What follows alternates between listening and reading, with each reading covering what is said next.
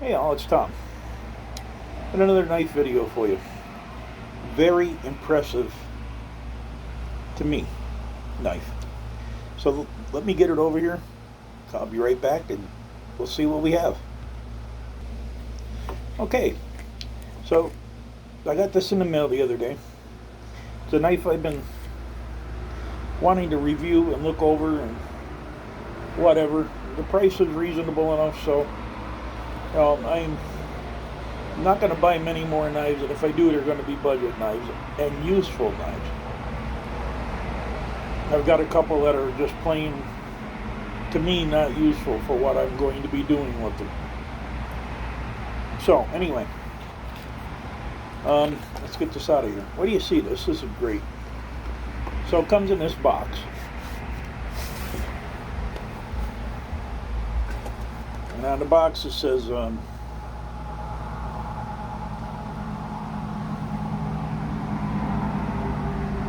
the box doesn't say much. So you can figure out how to say this. I call it Oerla.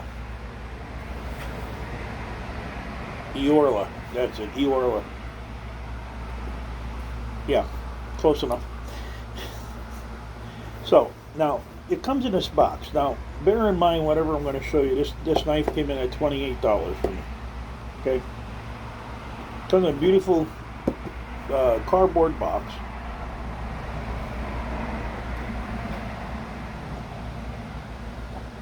Inside the cardboard box is a little manual. Tells you a little bit about the company, tells you a little bit about knife care, and comes with its own cleaning cloth. Now for 28 bucks, that's impressive to me. Okay. So it says Oerla is a outdoor knife company founded in 2017, based in California. It's a family-owned company. Success of knife design, material selection, quality control. We have many years of experience in knife production, sales, and service before we decided to create our own brand. We reached the consensus that a Chinese knife factory,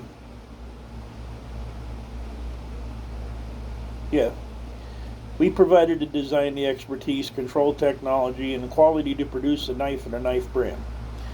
We decided to provide users with the most cost-effective products.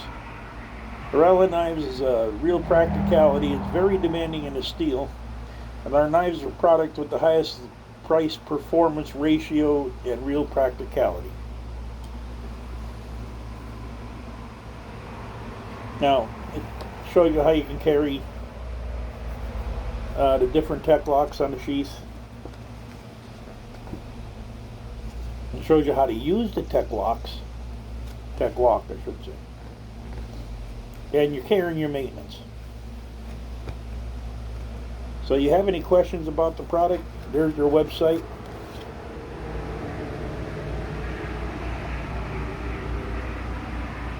You have any questions about their products? You can email them. And there's even a little thank you card on the front. That to me was impressive. I mean, for $28, where do you get cleaning cloths and manuals and everything else? Now, the way the knife came in the box,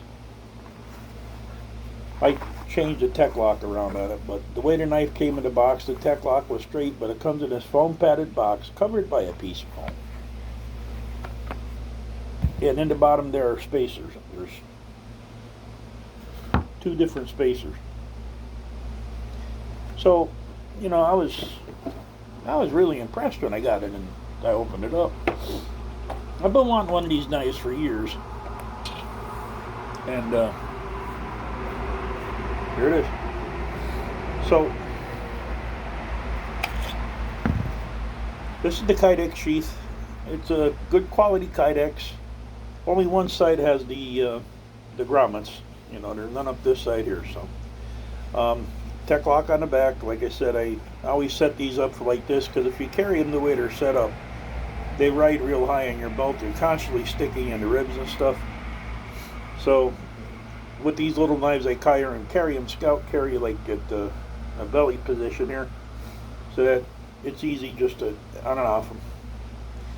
I did see one gentleman, William Collins, he carries them strong side like this, not a scout carry. He pulls it in and out. Good idea. So that's the sheath and the product information. That's the knife.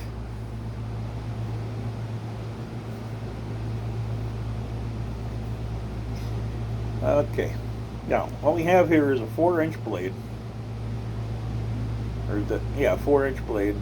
And it's got this 3/4 of an inch cutout here, which is ridiculous for a blade this size. So it's one of the things I don't like.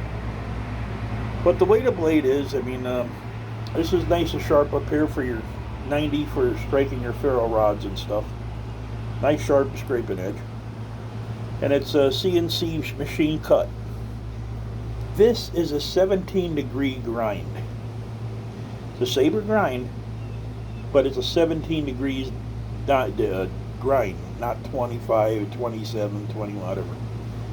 So it's a useful edge for a field knife, outdoorsman's knife. If you're in a service, I mean, this is a knife to think about if you're, in a combat crew, air crew, transportation company or something. This is 440 HC, and it's made in China, designed by these people at Oerla. Now, on the top here you have some jimping. It's very aggressive, and if you bear into it, it does hurt. So that's another thing I would change if I was them. I'd round this out instead of having these sharp edges.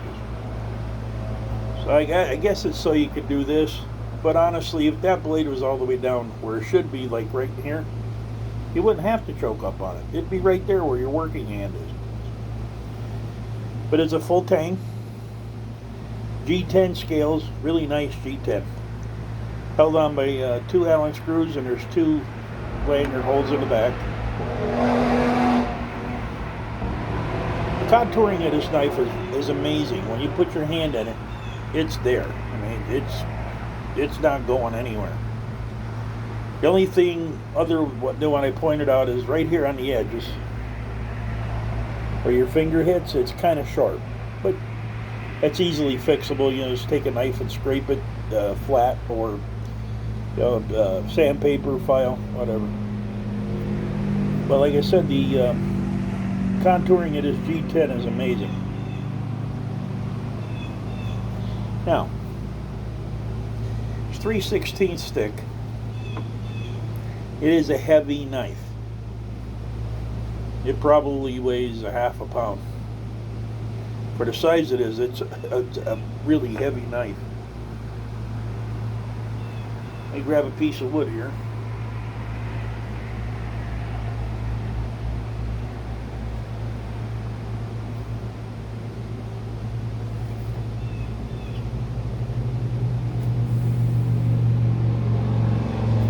Sometime this year.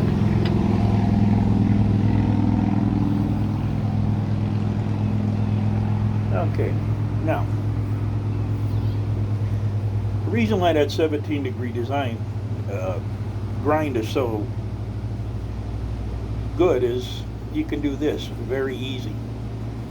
It's almost like having a Scandi grind with a saber grind on the blade. See them little feather sticks it's making? Now see, this is what I mean. You're losing a 1/4 to a 1/3 of an inch of blade length there, because they could have just well ran that right down into here, put a sharpening nick in it, you would have had a little bit more blade. With small knives like this, I don't know why they mess around with these choils, because seriously, if they brought the blade right up to the ricasso, you'd get a little more knife, and you wouldn't have to worry about choking up on it, because your hand would already be in position where you need to work with it. So as you can see, feather sticks,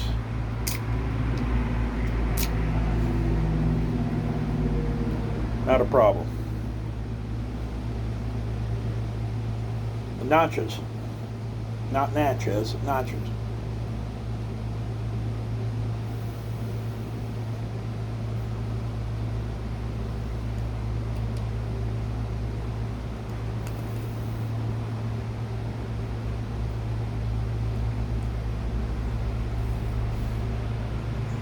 Where are we at there?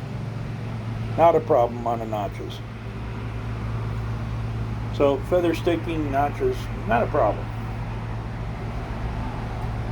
Get that set in there. See if we can get you down where you need to be. Oop. Red rum, red rum.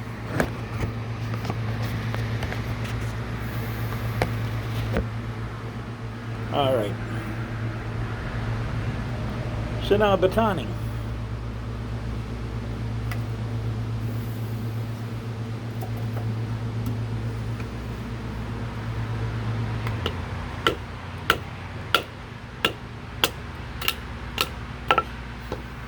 That's not a problem.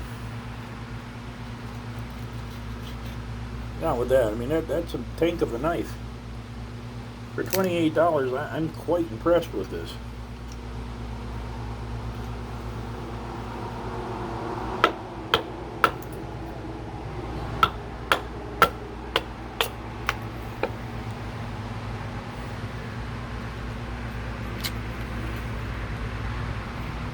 Well, we'll figure that out later.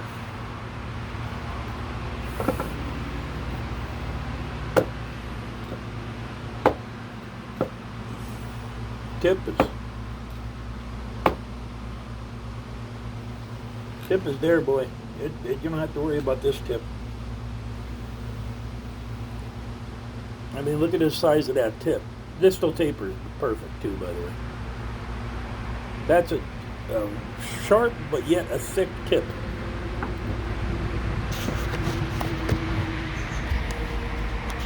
Now, like I said, I've been wanting one of these knives. Sorry about the finger in the way there. I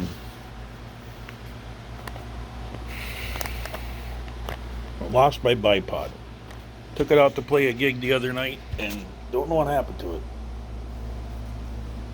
So yeah, the Oerla Knives. Now, this is the first one I've got from them. I'm going to try the rest of them, but if they're anything like this, what a blade. Craftsmanship is perfect on this knife. There's no overruns or underground or anything like that. I would change the jipping.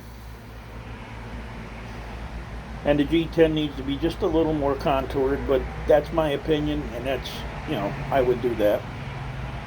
As far as using it for an uppercut on your skinning animals and stuff, it's there. And you don't need a 90-degree spine, because this, from this wedge here, this wedge right here, this is sharp enough to where you can